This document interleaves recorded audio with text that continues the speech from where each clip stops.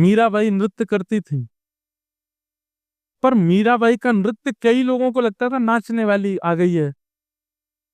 कई लोग इस बात से नाराज भी रहते थे, ये नाचती हैं जहां जाए या जहां पहुंच जाए वहीं नाचती, पर जहां जाए वहीं नाचती नहीं थी मीराबाई।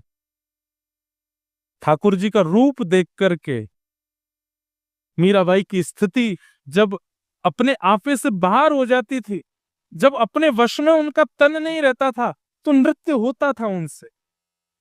एक बार मीराबाई नृत्य कर रही थी, सब लोग दूर दूर हो गए थोड़े।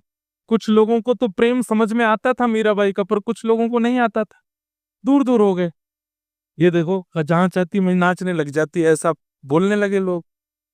पर तभी क्या हुआ, मंदिर में श्रीनाथ जी के सन्मुख सेवा कर रहे गुसाई जी ने जैसे ही मीराबाई को देखा नृत्य करते हुए, और उसके बाद जब ठाकुर जी को देखा, देख करके इतने प्रसन्न हो गए कि तुरंत ठाकुर जी की माला जी लेकर के बाहर अप्रस अवस्था में ही दूर से किसी सेवक को बुलाया, बोले माला पहना दो मीराबाई को।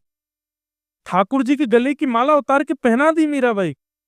अब ये दृश्य देख करके वहां खड़े लोग सब सोचने लगे, इतने बड़े बड़े महर्षि आते हैं, इतने बड़े बड़े जापक आते हैं, इतने बड़े बड़े भक्त आते हैं, उनको तो माला पहनाते नहीं, वो नाचने वाली आ गई, उसको देखो कैसे माला पहना दिया।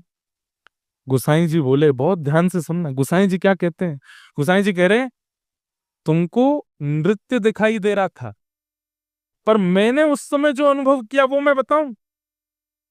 बोले मीरा जब नृत्य कर रही थी ना ठाकुर जी के आगे, उस समय मैंने मीरा को देखा, और मीरा को देखने के बाद जब मैंने ठाकुर जी को देखा, तो प्रसन्न मुद्रा में ठाकुर जी के दांत दिखाई दे रहे थे, इतने प्रसन्न हो रहे थे, ठाकुर जी के गाल ऐसे गोल गोल हो गए थे, नेत्र जो सदा नीचे रहते हैं वो ऊपर की ओर मीरा को देखने लगे थे, ठाकुर जी की भुजाएं सीधी सी हो गई थी। एक क्षण के लिए ठाकुर जी इतने आनंद में आ गए थे।